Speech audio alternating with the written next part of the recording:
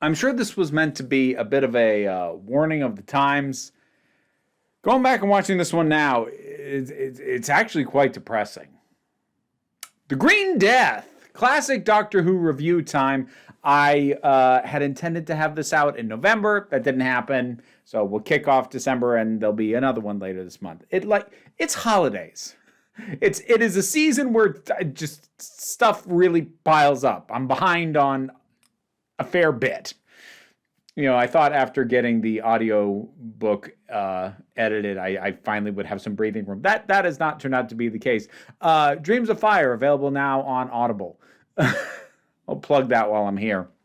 But yeah, so this is the exit episode for the character of Jo Grant, played by Katie Manning. And Jo Grant, it's funny. The impression I had of her before actually really starting to watch the episodes in which she appeared was something that I found easy to dismiss. And I don't know if this was my misconception of her or if this was me absorbing what was at the time a fan misconception of her, when I first started getting into Doctor Who. But there was this notion of her as kind of airheaded, as just a pretty face. And I think part of that might have to do with the fact that the previous companion that she is replacing, I think that was Liz Shaw.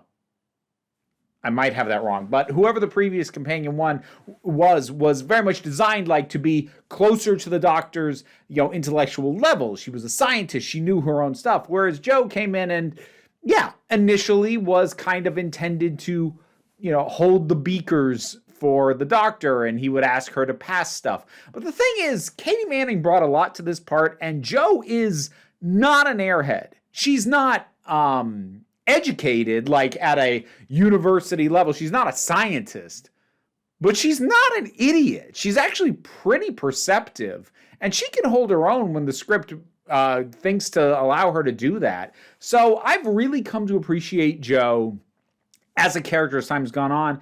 And I get why this episode is held in pretty high regard as a result, because it's a pretty solid story unto itself, and it's not a bad send-off. There's one bit of weird. All right, there's an aspect that's slightly weird and then gets a little bit wait, what? Towards the very end of it, but I'll circle back to that. So I mentioned at the start saying that this episode is kind of depressing now in a way that it probably wasn't at the time and probably was never meant to be, because it's an environmental story.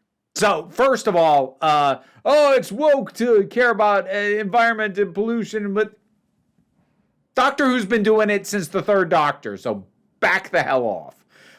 Second of all, this is very much one of those,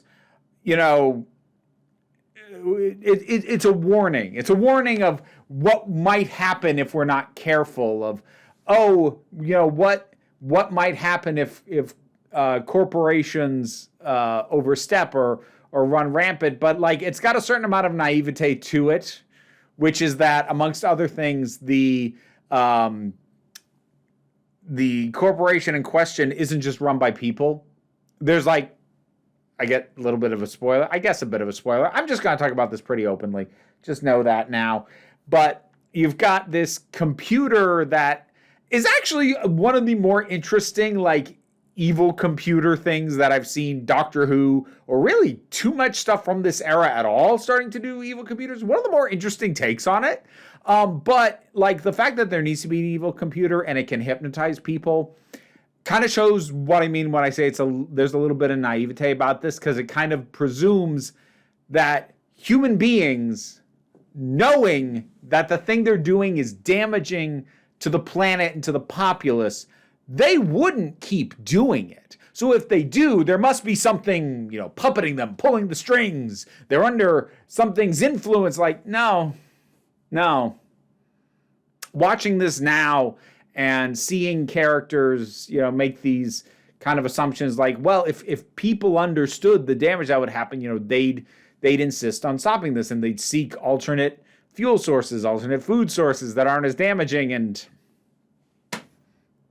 here we are 50 years later, and well, that didn't happen, did it? So there is a depressive layer kind of inherent to watching this in a way that I think a lot of, not all, but I think a lot of stuff from this era and even into the 80s, the sort of had that hopeful notion of, well, people will figure it out. We just have to educate them. It's like, no, they know, and they're gonna do it anyway because, well, A, people suck, and B, it doesn't matter what individuals do, and corporations are amoral entities, and they do not care. Anyway, getting off of that note, the human villain of the Stevens is wonderfully slimy. Oh, he's such a scuzz. It feels good to hate him. Since I already mentioned the computer boss, what's kind of interesting about it is it has way more personality than you'd expect. And I actually do like that, like, its core fundamental problem, the thing that made it evil, is something that is a very corporate mentality. Efficiency at the cost of basically everything else. But it also has a personality because it's like mentally tied with Stevens, and it likes that. Like, it has adopted and adapted some of that man's eccentricities because it sees like a certain amount of value or beauty even in, the weird inefficiencies of people, even as its overall goal is maximum efficiency no matter what damage it causes. So, like, the boss is an interesting one, and the voice of work, whoever the voice actor was that they got in for that, he did a real good job. So I like that. Sort of the iconic image of this is the oversized maggots, which, honestly, one of the better looking practical effects of this era of Doctor Who.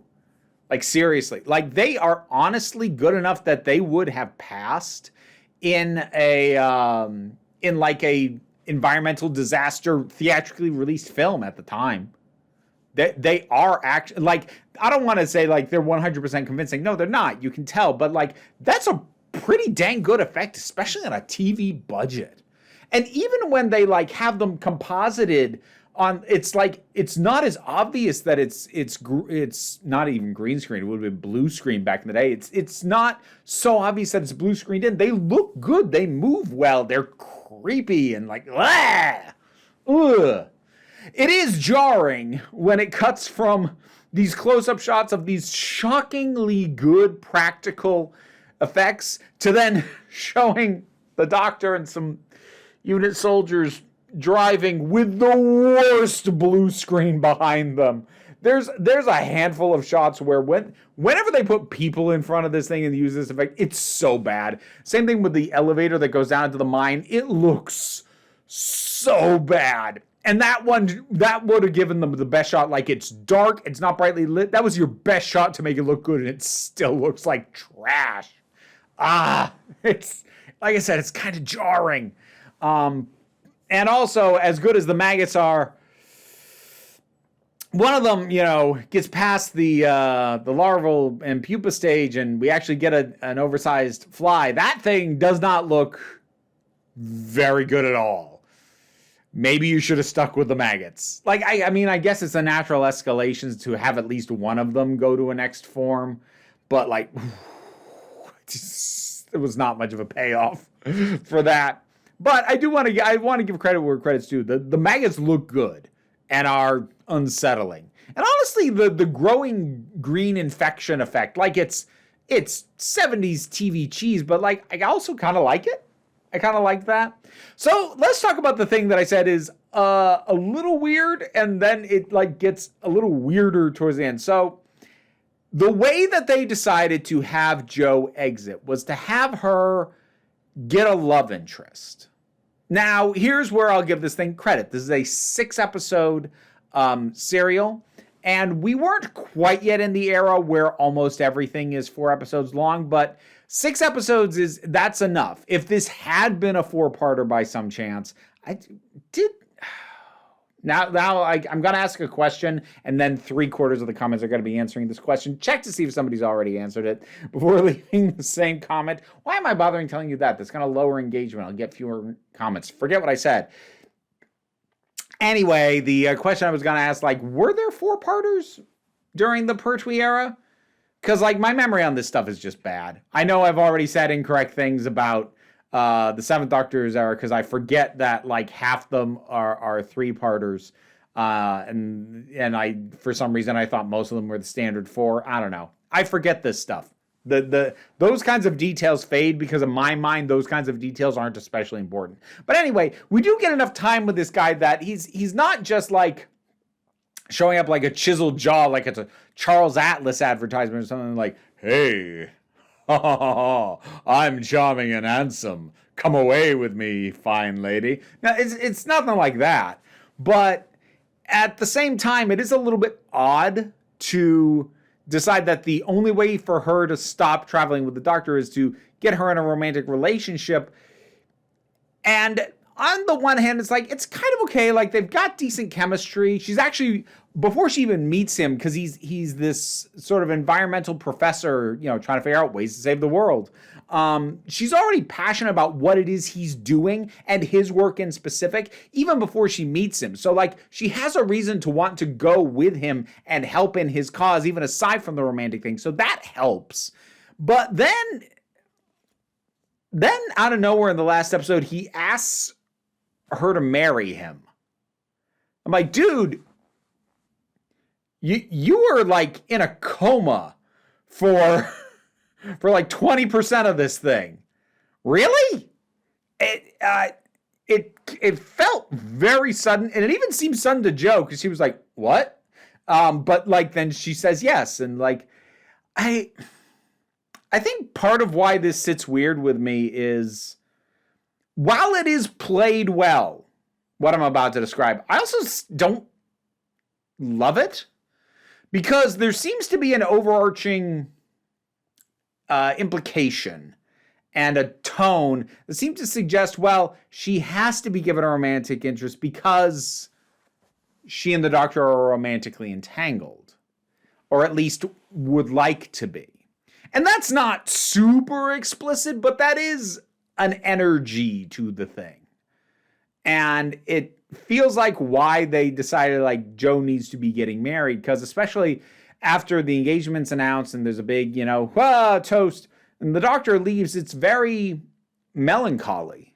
You know, his like, he has the sense of, I hope you're happy. I wish you would have been happy with me.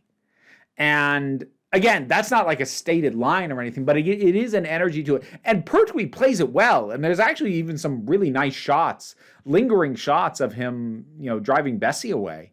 And it's good, but I never like the implication of the Doctor being romantically entangled with the companions at all. Like, it's something that is mostly relegated to the modern era, but yeah, I don't love seeing it even vaguely implied here, like in a way that has deniability. Like, you don't have to accept that the way that you kind of have to accept, you know, Ten and Rose, for instance. But it's still just not a thing I love. I don't love Doctor Who doing this. I guess, you know, it probably wouldn't bug me if this wasn't something that became more of a thing in the modern era that keeps recurring to varying degrees and that I just don't really like. If this was more just purely isolated to just this one companion from back in the Third Doctor's era, I'd probably go like, that's fine.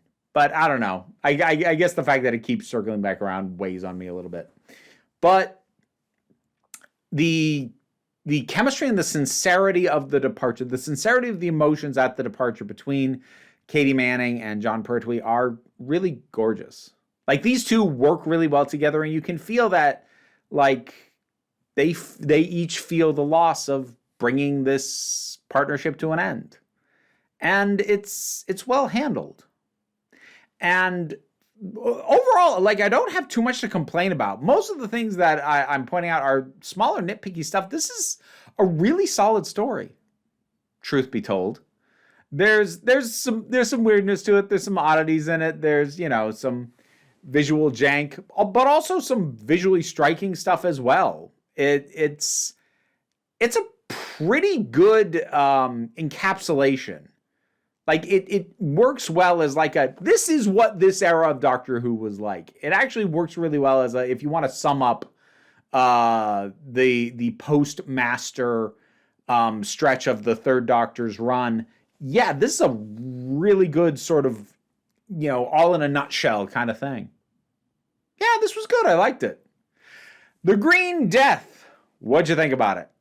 Whatever your thoughts are, drop something down in the comments. Let's talk about it. Patreon pays the bills, enables me to do this as my living, even if you can't help me out that way. Like, share, subscribe, buy my audiobook. Whatever you feel like doing. There's links down in the description. That stuff all helps me out. Don't worry too much about it, though. We take a relaxed attitude around here, so just come on back next time you need a break.